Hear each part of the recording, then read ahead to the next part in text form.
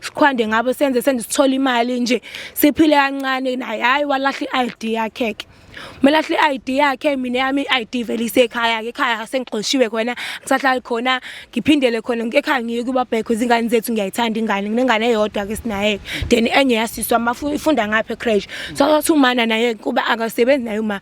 uhola yena impesheni manje nezingane zethu izola ngiqala ngiphuca yonke into ke khathi leqala ngiphuca lela 350 kwekubo yena oba ngcono uma ethola 350 wakhe so manje vele i-ID angisazi ngoba 350 asisawutholi ke nawo so sesiphila ngokuthi siphanteke ebuye izinto ezibhedayo naye uma bona umngane wakho uthi unemali uthole kahle ngitshela ukuthi hayi angishendeze ngakuyena ngishone eduze wakhe ngigcine nami sengihamba naye mhlambe ngabo 2-3 nami zobe sengiyamlunguza ngewind ngithi asithathe nazi impahla ngikhiphe ngewind leze ngikhipha sami nami ngisho ukuthi namlala naye ngisuke ngizothini ngaphela usuke uthi wena ngihambe ngekuyena ngithi umuntu mina ngizoye ngizothini kuyena umuntu kwasizozama soba uthiwa ngithi uthi angihambe ngiye khona sesiyafika ke endlini ubhuti sengenzile sengikhiphele imali sesiyafika endlini